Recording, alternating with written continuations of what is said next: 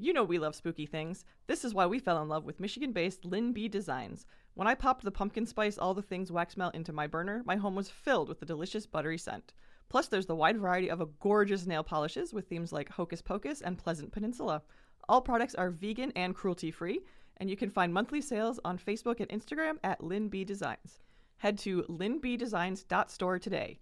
Again, that's LYNB designs.store. We love them. We love you. It's great nail polish. It's the best I've ever used. Thanks. Michiganders can be a superstitious bunch. We find all sorts of reasons to explain the world around us, sometimes pulling from science, sometimes tradition, and sometimes from our imaginations. What happens when we can't readily explain our experiences? And what happens when a ghost story gets out of hand? Do these legends stem entirely from fantasy? Or are people seeing things no one can truly explain? I'm Krista K. Coburn. And I'm Kay Gray. Welcome to Haunted Mitten.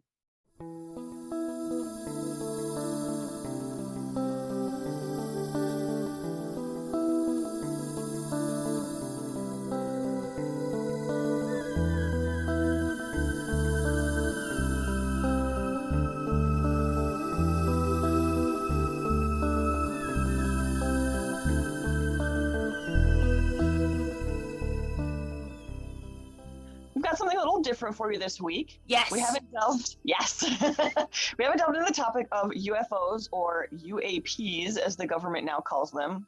Weirdos. But Michigan has some incredible cases that we thought fit right in with Haunted Mitten. Not to mention that I love this topic as much as ghosts and other high strangeness. So be prepared for me to go into full conspiracy mode. So, because I will. I'm doing it. Dun dun dun. Incorporating the extraterrestrial seems like a natural extension of everything we research. Anyway, this definitely won't be the last we have to say on the topic either, because Michigan. Yeah. This particular flap, what groups of sightings of UFOs are called, they're called flaps, is far from the only one in Michigan. We're a weird state, for sure, and not just for hauntings and dogmen. So let's get to it. March 1966. Dexter. Frank Manor and his son Ronald spotted strange lights in the sky while tromping through the swamp, bog, marsh, at night. I have no idea why they were in the swamp at night, but that's where they were. One source says it was on the farm where they lived, so that's probably it, but just in case, they were just in the swamp, bog, marsh, whatever Michigan has. According to Click on Detroit, the men saw, quote, a brown luminous car-sized object with a scaly or waffled surface, cone-shaped on top, flat on bottom, or like a football, and two bluish-green lights on right and left edges that turned bright red and helped illuminate the object in between. Lights blinked out, and the object reappeared instantly across the swamp 1,500 feet away, end quote. They continued watching the object, and after a few minutes, lights appeared from the forested ground some distance away from the manors.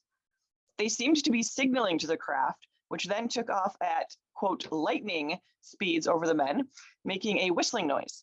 In all, the object was in the area and visible for about a half hour. But this was just March 20th. And while it may have been the catalyst sighting that year in Michigan, it was far from the only. 6 days before, Washtenaw County Sheriff's deputies spotted strange lights in the sky over Lima Township, moving faster than anything they'd seen before. And 40 miles away in Sylvania, Ohio, police officers were seeing lights remarkably like the ones in Lima. And 50 miles away, Selfridge Air Force Base reported seeing odd lights in the sky that evening too, in the colors red, green, and yellow. You'll be hearing a lot of the word "and" in this one, fam. I just had a quick question. Yeah. Was Lima where Glee took place? Lima, Ohio, not Michigan. Yeah. Yeah. This one's Michigan. Oh, okay. So it might be Lima, because I think that's how they pronounced it. Yeah. That's how they did it. That's how the one in Ohio is pronounced. I presume it's how the one in Michigan is pronounced, but just based I on don't the way know. we pronounce things. I don't know, and I apologize. If it's Milan, then it is Milan and Orion. Orion I can at least explain with French. Yes. The other Milan. two, no. Milan has no excuse. Nope. It had a city. There's already that city, and it already has a very distinct name. Yep. Just use that one. Nope. Okay. Okay. A few days later, still before the 20th, lights were spotted in the sky again by sheriff's deputies all over Washtenaw County. Michigan Today wrote in an article from 2014, quote, one deputy reported seeing something floating in the sky that looked like a child's top, red, green, and yellow in color. It was fantastic, he said, like something out of science fiction. You couldn't believe the thing unless you stood there and watched it, end quote. There are photos of these lights, actually, taken March 17th, 1966, by Deputy David Fitzpatrick and posted in the Ann Arbor News, which we actually have a link to. We do. He described the crafts as, quote, like a child's top with a blue-green light on top and yellowish-white lights along the body. He and his fellow patrolmen watched the lights from about 4:30 in the morning until past sunrise after 7 a.m. The night after the Manners sighting, more than 80 students on Hillsdale College, 50 miles southwest, saw something in the sky. And the days following that, reports came in from all over, Saline to Detroit, of strange lights appearing in the sky. And while not all of these reports consisted of the same colors or shapes of lights, everyone saw something. And on the morning of the 29th, 2 deputies witnessed an object in the sky over the county jail. The one that I believe is the one off of Hogback Road in Ypsi. They don't give an address, but that's the only county jail that is around now. And 1966 was not long enough ago that I would think that it would be a different building, but who knows? Yeah, that's the only one I'm aware of, too. Yeah. So that I think it was that one. They gathered other patrolmen and deputies and watched the object for nearly 75 minutes. Others in the area witnessed something similar in Scioto Township and Webster Township. Reports came in from about 7:30 in the evening until about 4 a.m. the next morning. The object was described as having yellow lights or orange or brilliant white. One 14-year-old said he saw the object, quote, explode, but it was completely silent. But it was the Manners sighting that really exploded the story by seeing the object in much more detail than the deputies had the previous evenings. And this time, the object appeared to be signaled by something on the ground, something none of the other witnesses could attest to seeing. It was this incident that got the US government and UFO research groups involved. If you're not familiar with the world of UFOs, you might have at least heard about the recent government involvement with disclosure and UAPs. This is hardly the first time the US government has gotten themselves involved in the phenomenon. You probably recognize the town of Roswell no matter how much you know of weird lights in the sky. And the man who came to investigate the flap might ring a few bells too. J. Allen Hynek was an astronomy professor and investigator and researcher for Project Blue Book, the US government's systematic study of UFOs that ran from 1952 to 1969. He came out to Michigan to interview witnesses and get more information on the lights everyone in the Southeast had been seeing. Upon his arrival, he found the entire scene a mess. Reporters swarmed like flies around witnesses, and he had a very difficult time speaking to anyone for any length of time. This also might have been because his jaw was wired shut after a serious injury, but hey, yeah, you make do with what you've got, right? Right. According to Michigan Today, quote, he found the situation to be one of near hysteria, a media circus attended by hindering crowds of sightseers, thrill seekers, and the usual assortment of eccentrics. I take that personally. At the Manners Dexter farm, a man who identified himself as a university professor sat in his car blinking the headlights in Morse code, attempting to contact the supposed aliens. Another man brought a fiddle with which to serenade the UFOs, end quote. In other words, the public had gotten a hold of the story and run with it in zigzags and circles while screaming, sometimes literally. And fiddling. I love that. I love it. But yeah, given the time, given the location, this does not surprise me at all. No. With all the research that we've done about such weird things and such not weird things in the time period, yeah, that sounds about right. And the 60s around Ann Arbor, what? What a time. There's a reason we have a reputation for what? So it might be because of his frustration with the lack of professionalism at the scene that Hynek proclaimed his findings not long after his interviews. Michigan Today claims he was pressured by Project Blue Book to provide an answer sooner rather than later, leading to his press conference a mere 2 days after arriving in Michigan, where he gave the now infamous answer to all things UFO, swamp gas. Dun, dun, dun. This is where the often touted quote unquote answer came from originally. Frank and Ron Manners sighting in Dexter. And while its frequent use can be frustrating to a lot of UFO researchers and experiencers, it is kind of cool that the whole idea came from these 66 Michigan sightings. It's a little bit cool. It's a little bit frustrating. It's both. Yeah. It's only cool because we're from here. Yes. Yeah. If we weren't doing this podcast already interested in this subject, and if at least one of us wasn't from here, this would just be like, who cares? But we're from here, so it's cool. Damn Michigan. Washtenaw County Sheriff Doug Harvey said in a 2021 article from the Sun-Times News, which I just happened to find while I'm researching this in 2021, so I think that's also pretty cool. Nice. Quote, as soon as we got back to the jail, he had a call from Washington. He went in my office. 20 minutes later, he comes out of my office and he says, the press was there. We have definitely discovered that it was swamp gas, end quote. Hynek had suddenly gone from, I really don't know what it is, to it was swamp gas in a matter of minutes, wrote the Times. And that's where it died, said Harvey. Yeah, that is frustrating. It's not like we don't know what swamp gas looks like. Yeah, we definitely get to that point.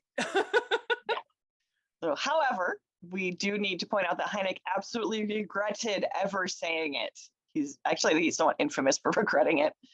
The backlash was almost instant, with articles titled Air Force Insults Public with Swamp Gas Theory by the South Bend Tribune.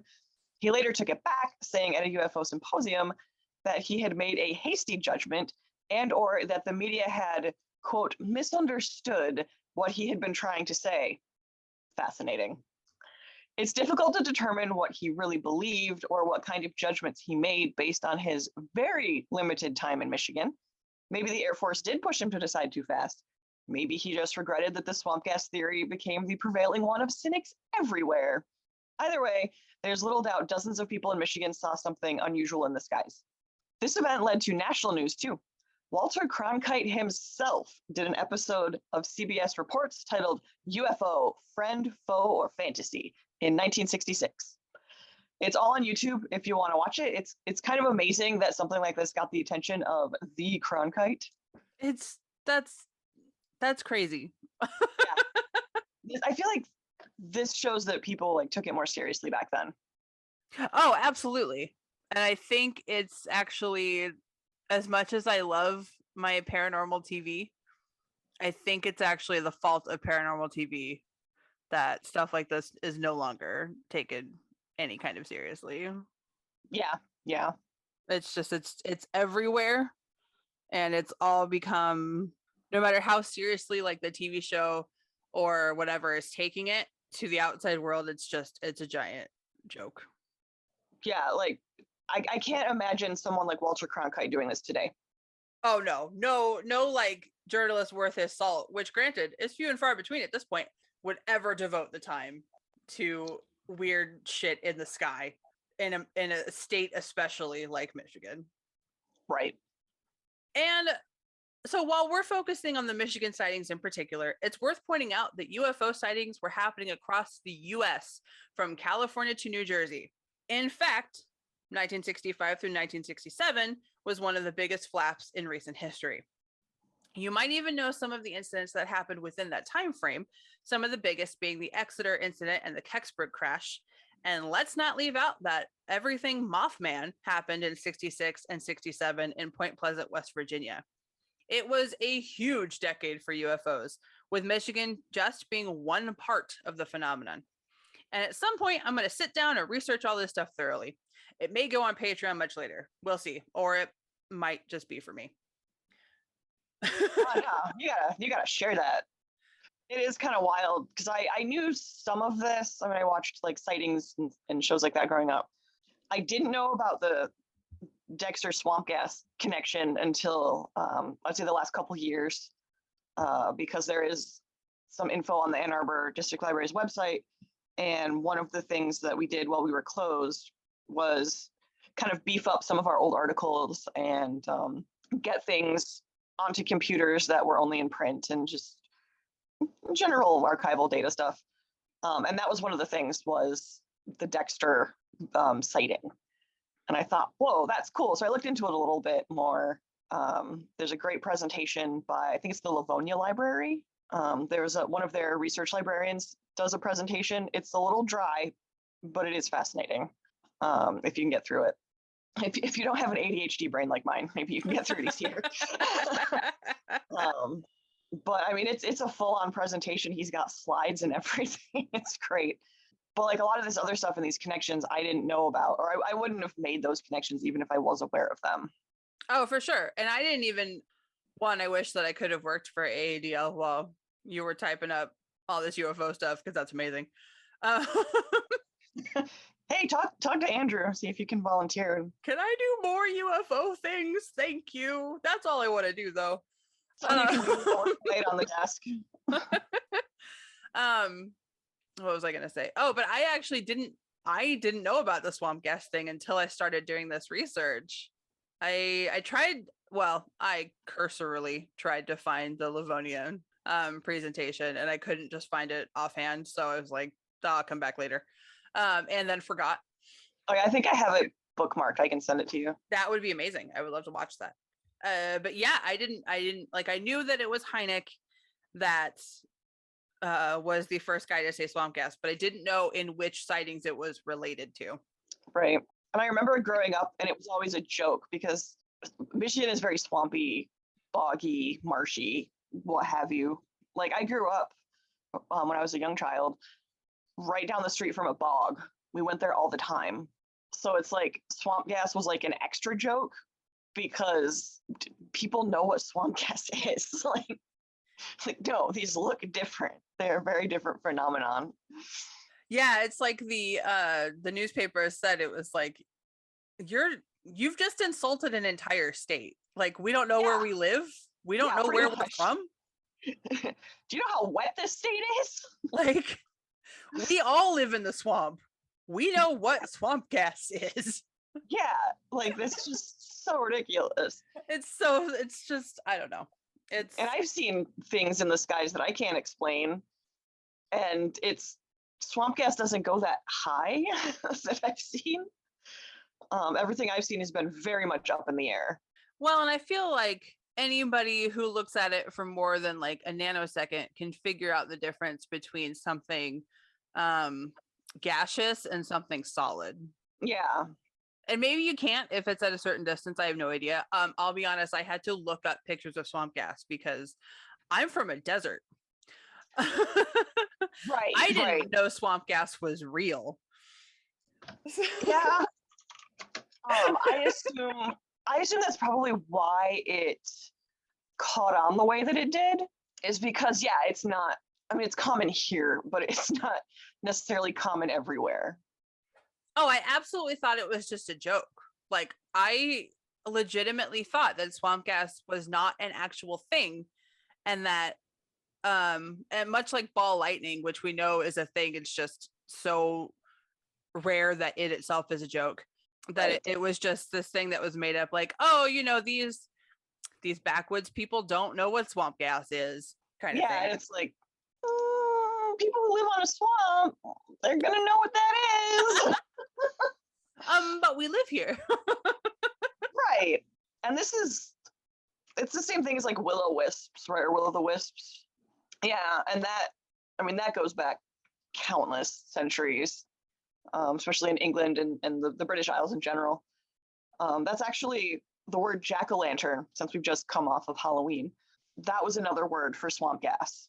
They thought that like will-o'-the-wisp, like Will was a real person, quote unquote real person. He's a folklore person, which I didn't know until I was researching the history of jack-o'-lanterns. I just learned that right now, so cool. Yeah, and this was like a couple months ago that I learned this. The lantern was the swamp gas. Oh, okay. And I feel like one was more Irish, one was more English, or some part of England, because there's several different cultures actually within the British Isles. Right. Yeah, and they used to think they were ghosts leading you astray or whatever. So they must be fairly common for these phrases to be so common and to have come and become part of our culture and so forth. Right, So exactly. Yeah. people know what they are. Right. And especially like if you're telling this to the Manners, whose farm is right next door to a swamp, I figure they're like, do you think that we're idiots? Right. Okay, Mr. like astrophysicist. Is it because we're farmers? Like, is that why you're just these backwoods guys? Like, no, they're the people who are the most likely to know what it is. It's like when people try to tell off like seasoned hunters that have seen Bigfoot, that what they saw was just a bear on its hind legs or something, and the hunter is like, do you know how often I am in the woods? Right. How often are you in the woods? So please, people in charge of things, stop telling us what we're seeing. It's not what we're seeing. Although I think I am going to start calling them like some of the other words for the phenomenon. We've got willow wisp, ignis fatuus, which is Latin for giddy flame. And the plural is ignis fatui, in case you wanted to do that. Thanks. Ghost lights, which is fun. Jack-o'-lantern, friar's lantern, hinky punk, and hobby lantern are all names for this phenomenon. So we know what this is. Oh, apparently the Paulding light has been called a will-o'-the-wisp. Okay, I can see that. Yeah, that actually would kind of make some sense. Doesn't make sense about dancing along the power lines. No. That sounds much more like ball lightning. As we said, is very rare. But if people are parking down on the bridge where it's a marshy, wet area, that actually could be will-o'-the-wisps coming up and moving around their car and disappearing. Yeah. And that obviously is different than the light that you see that could, well, some of them they showed are car lights, but I'm sorry, not all of those lights were freaking cars. Not all of them are. Cars don't come up to you and drive around you in circles. And if they do, you know. I should hope that you know that is a car. Right. Yeah, will-o'-the-wisps actually it could be. Yeah, it might. Interesting. That did not even occur to me during the Paulding Light episode, but that could be one explanation. Yeah, me either. Again, because I just even when we did that episode, swamp gas was a literal joke to me. Right. I had no idea that it was real. And I haven't seen much. I think I did see some when I was a kid, because like I said, we lived down the street from a bog. But yeah, interesting. And it says they're typically attributed to ghosts, fairies, or elemental spirits, in folklore and such. Oh man, I'm gonna get kind of weird with it. We're going to talk about UFOs in just a second, back on the Paulding Light, because I do want to ask about the government part of this UFO thing. Great. So possible elemental spirits or fae or something like that for the Paulding Light. It has kept going and been so consistent because people come and see it every night, therefore feeding into its existence. Oh, yeah, it's giving it that energy. Yeah, just a thought. That makes sense. Yeah. I'm just throwing it out there. Yeah, because I mean, we've been together and separately to several different haunted locations, and nowhere was there a party going on like the Paulding Light. Yeah, no, not even a little bit. Yeah.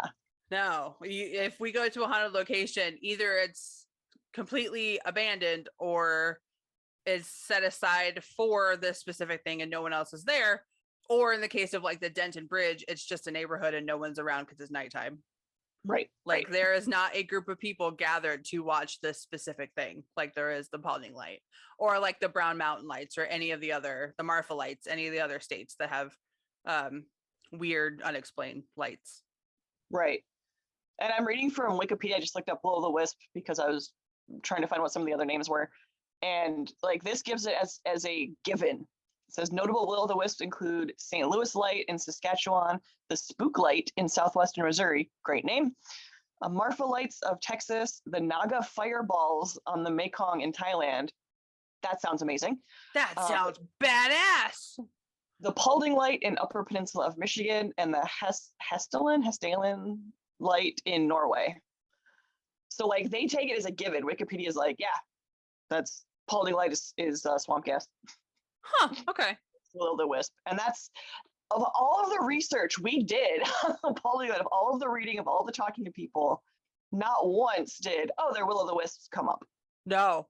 And here it is on Wikipedia. I was just looking under the wrong entry, apparently. I guess so. No, it never even occurred to me that could possibly be it. Oh, that's awesome. Oh my God, we solved it. Done. See, this is Our why we do career's this over. show. This is why we do this show. Oh no, our career's over. Oh no. Yeah, I like in the US they're called spook lights, ghost lights, or orbs.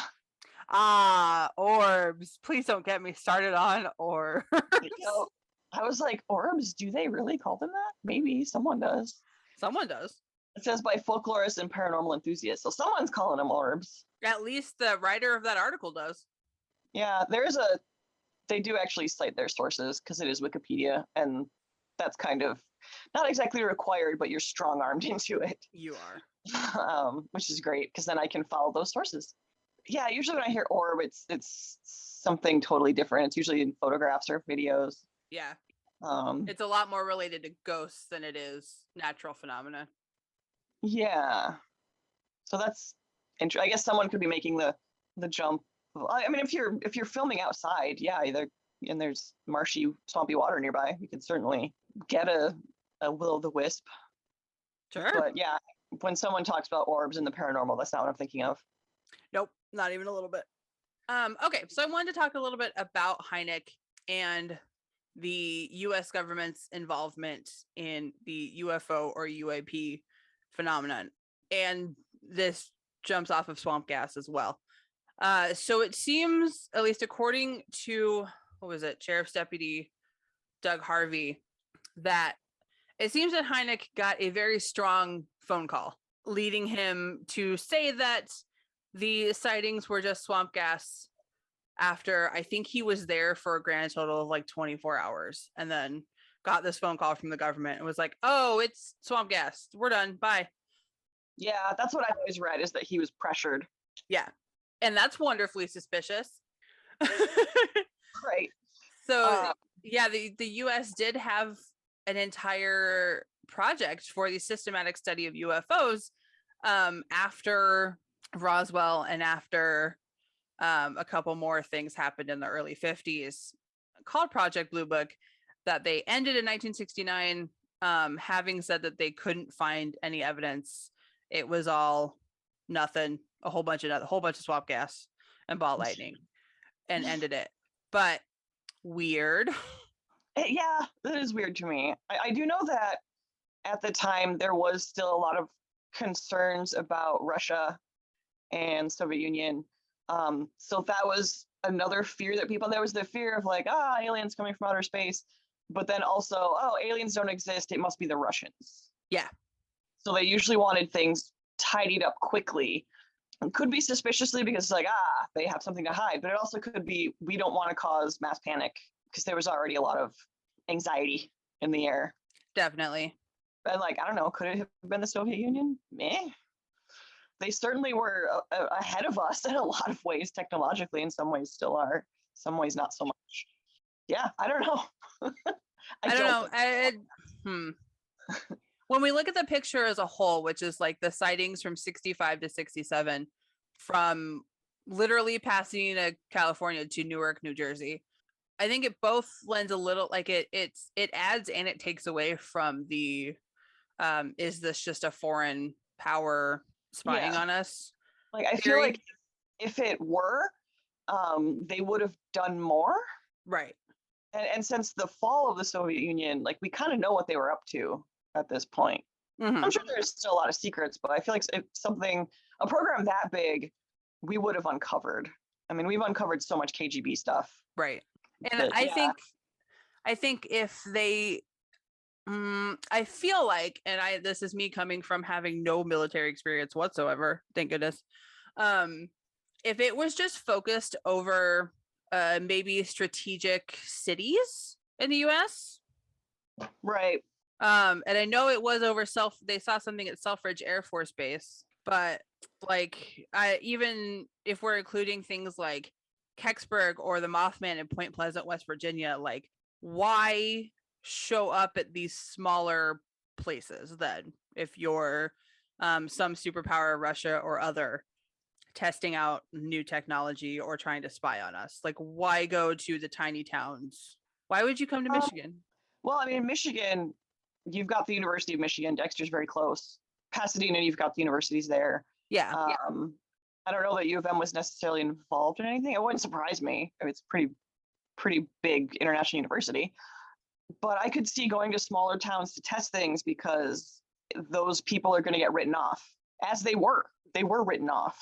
Like, oh, you're just dumb townies. Yeah, fair enough. Like, I can definitely see spying over Pasadena because that's where Caltech and like JPL and stuff are. Yeah, for sure. Yeah, I mean, like, I guess that makes sense. we had Willow Run, but that was kind of over with, I think, after World War II. That was their heyday. Yeah, I think by 1966 it was a little more how it looks now. That is where you see a lot of activity, though. That's true. That's where I saw something. Driving Describe? home one night. I was driving. It was when I lived in Belleville, so I was driving home from Ann Arbor one night, and it was kind of cloudy. And I'm used to seeing planes because the Detroit airport is also in that vicinity. So you see planes a little closer than I guess you would elsewhere. But it was just like this big light that was like hovering off to the left. So the Detroit airport would have been on my right and ahead of me. This was on my left, and it was below the clouds. And then it just kind of went shooting off across the sky. And I was like, what the hell was that? It was so weird. Never seen anything like it. Other things that are over there would be like the dump is over there. But I mean, I can't imagine it would be like something coming up from the dump, like some gases, igniting over the dump, because it certainly emits gases. But it wouldn't have gone shooting off like that. And I think those fires in the dump are turned on most of the time. Yes. And you definitely, like, fire looks different. Yeah, and I'm used to seeing them. I see them all the time, especially when I was living out there. I saw them every time I drove by, which was like at least twice a day, 6 days a week, because I worked a lot back then. Yeah. And then there's not just that one. They're on the other side. So if you go up like Michigan Ave, Ford Road, that area, you see them also. 275, I think there's one off of there because it's really big dump. Oh my God, it's so huge. It's giant, and it is smelly. Oh, it's so smelly. There's a reason housing over there is sparse and cheap. Yep. But yeah, it was really weird. It was like this big glowing thing. And I was like, oh, that's weird. And then when it went shooting off, I was like, whoa, what was that? That was not what I was expecting. You're making me rethink a little bit about what I thought I saw were the northern lights behind some clouds driving home last time I lived here. Can you see northern lights behind clouds? I have no idea, having never seen the northern lights before. I haven't either. I don't think you can, because when you can see them from here, they're very faint and they're very much along the northern horizon. Yeah. Well, I was driving home from, I forget which job because I held so many when we lived together. And it was definitely after dark and it was cloudy. I believe I was driving in Belleville. So we're probably pretty close to where you were. And behind the clouds, I saw a whole rainbow of colors kind of fading in and out. Like, I thought it was northern lights because you know how the northern lights like undulate almost? Yeah. It was like that in different, like, red, blue, green, what I would call like winter court colors, just like all those different kinds of like green and teal and turquoise and all of that, and red and pink and orange. And I was stuck in traffic, so it was pretty easy to just kind of sit and stare for a little while. Yeah, unfortunately I was driving, so I couldn't really look. Yeah, because there's kind of like an S curve there at 94. Mm-hmm. So I was coming off of that. But yeah, if you can't see northern lights behind clouds, then I have no idea. Yeah, right. I would think if it was, because you don't normally, it's very rare that you see them down here. Mm-hmm. We're just a little far south for that. So they would have to be very strong, I would think, for you to have seen them here for one, and through the clouds. I'm trying to find online. I found a Northern Lights on cloudy nights, but it's in Iceland. That's not the same. Farther north. Yeah, I bet you they can see it when it's cloudy. Yeah.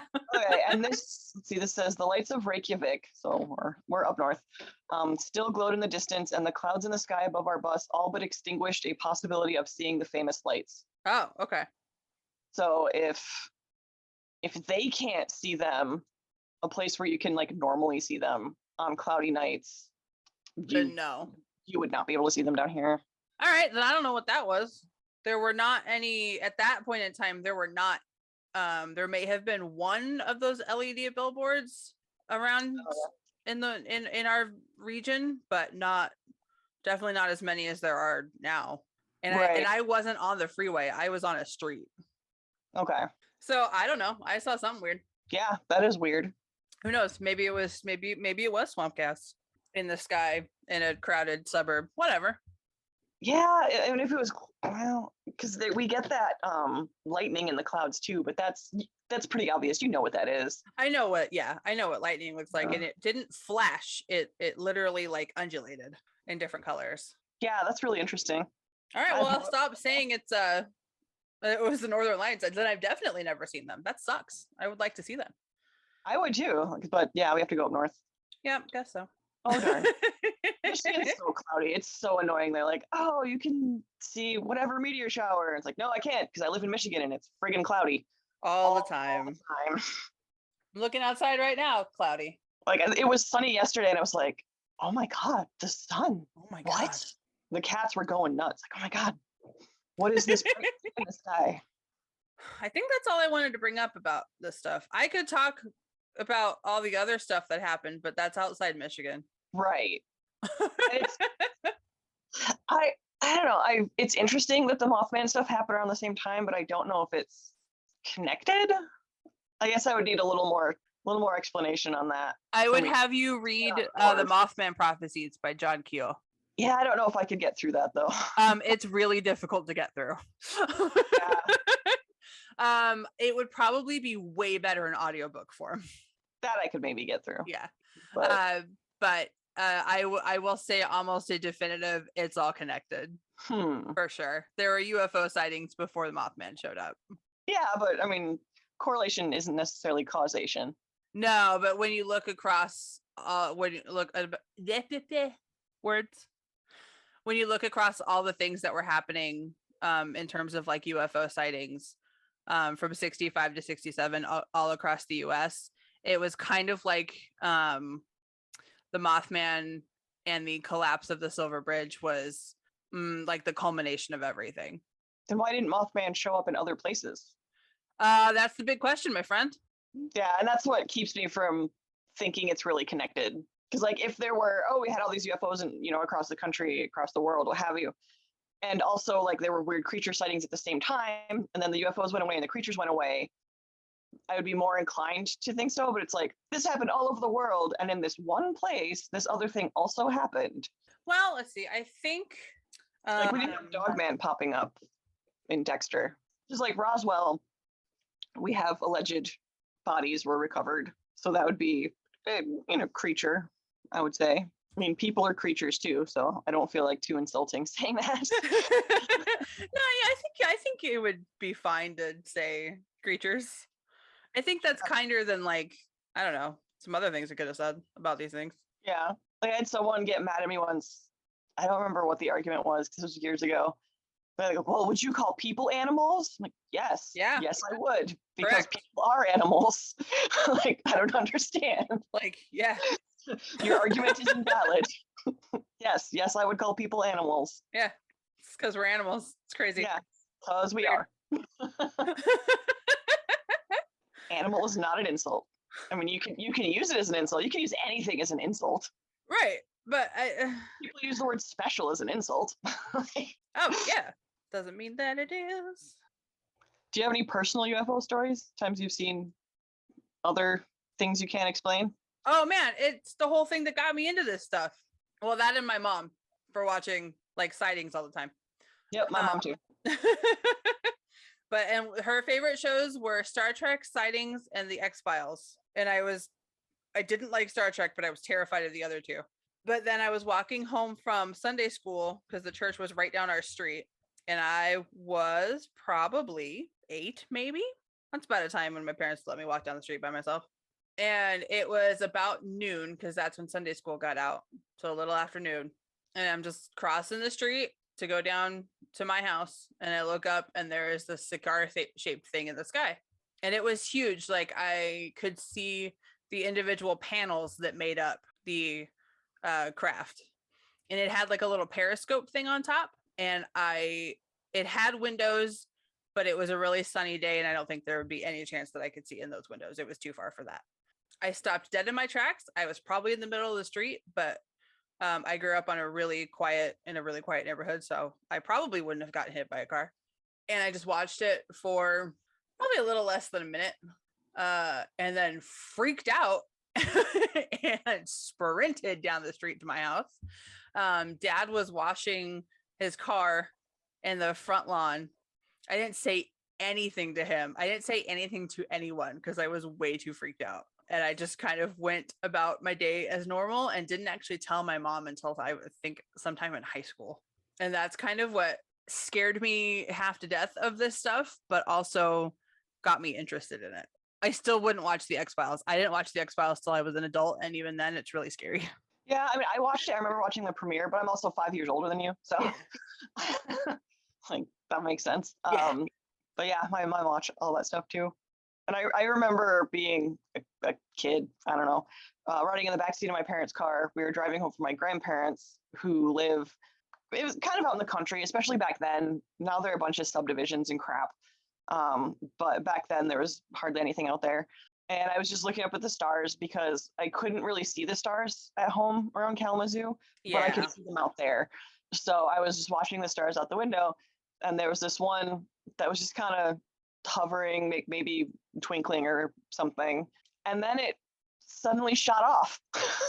Like it wasn't a falling star because it didn't fall.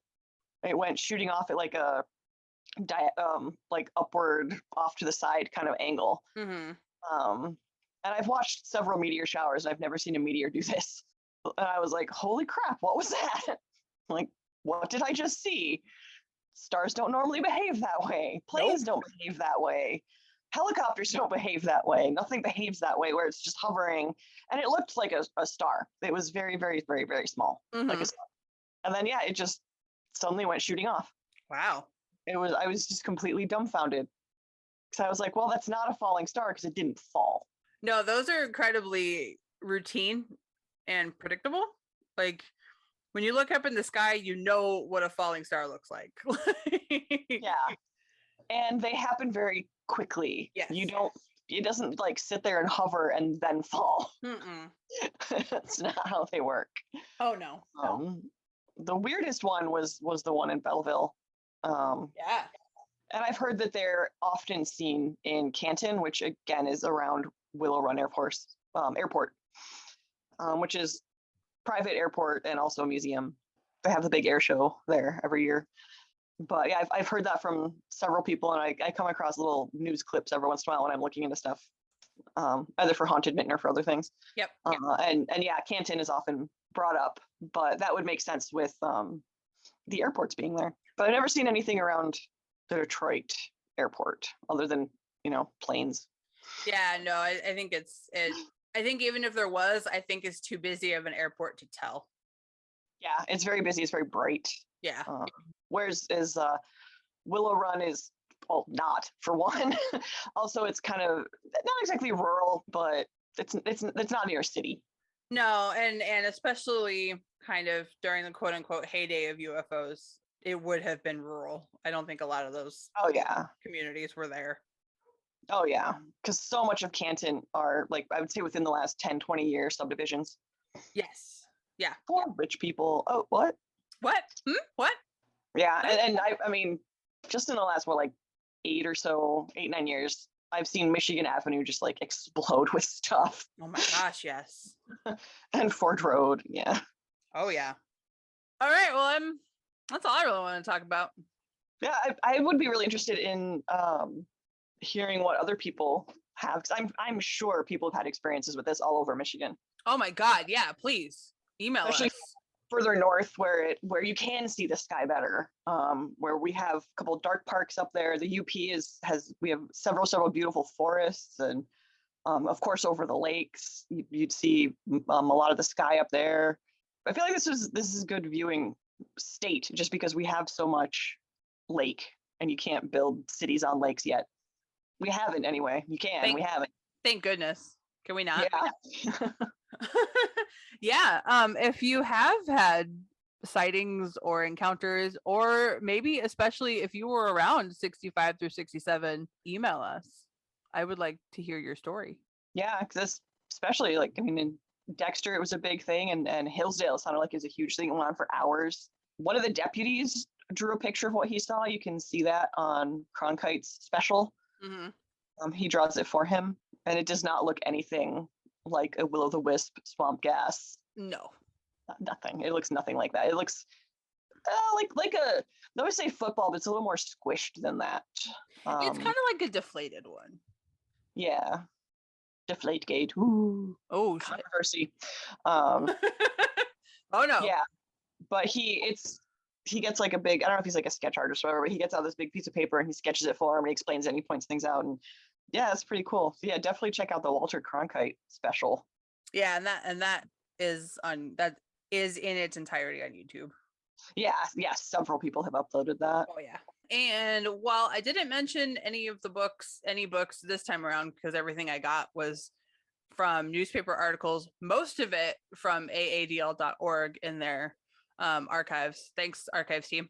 Any books that we mentioned on the podcast are available at bookshop.org/shop/haunted mitten.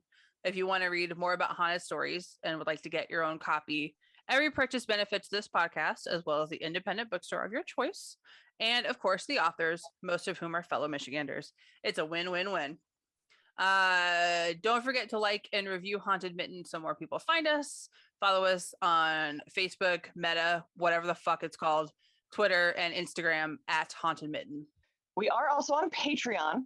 $1 a month gets you access to the private Haunted Mitten Discord server, as well as exclusive Patreon content, including the audio recording of our very first live presentation at Frankenfest Detroit about historic Fort Wayne, and our presentation for the Pinckney Library, which was actually video recorded. So you can see my lovely book collection. I don't know. You can see my face, I guess, if that's something that you want. If you like to keep the mystery alive, you can just minimize the window and let's just listen to it. Yeah, I might put up audio and video just so that people can decide what they want to listen to, but they're very large files. But yeah, it was great. I had a lot of fun. Oh, it was awesome. Everybody was really responsive. Thank you to Hope, the director of the Pinckney Library, who was amazing and just super prepared and really good at keeping us from having any downtime. Yeah, much appreciated. And very enthusiastic into it, and yeah, she was wonderful. Yes. So yay, Pinckney Library! Yay, libraries! Yay, libraries! This is what we do. Library love. Like I said earlier, you can email us at contacthauntedmitten@gmail.com. Hey, you did it! I said it right. Yes. If you have a story of your own that you want to share, we want to hear, or want to get in contact about a collaboration or a show or a sponsorship or an ad, any of that stuff, send us an email. We're relatively quick at getting back to you. Sometimes we'll do our best. Well, we'll be faster now that it's no longer October. Correct. Yes. Now that it's no longer our busy month. Oh my God. Outrageous. You can find me, Kay Gray, at K, just the letter K, Gray Writes, WRITES. I'm pretty much on some of the social medias. I don't use Facebook as much as humanly possible, but I am on Instagram and I do tweet a lot. That's my thing now, is tweeting. So you can go find me there. And you can find me, Krista, at Instagram, Facebook, Twitter, at Krista K. Coburn, CRYSTAKCOBURN. And I also monitor the Haunted Mitten Facebook and Twitter and all that stuff. Kay also monitors the Twitter, but Facebook sends me messages all the dang time, so I get them pretty much immediately. And thank you for doing all of that. You're welcome. Because I would forget and people would be mad at us. Yeah, that's why I allow it to send me dings. Because I'm Yeah. like, yeah, cool. Because we don't get that many. You know what I mean? So Yeah. and that's definitely something I want to respond to as soon as I can. Yes. So please don't be mad at us. Oh my God, we have merch. We do. Go to hauntedmitten.store for all your haunted mitten needs. We have one design up on a lot of different things. We can tell you for right now, the shirts are really soft and really awesome. So comfy. They're so comfy. We hope to have other designs going up soon too. And I will add to that, if you have designs that you want to share, we're totally open to taking a look and talking to you about them. Neither of us are graphic designers. We're doing our best. So Yep. please come share. Let's make a thing. Let's do some things.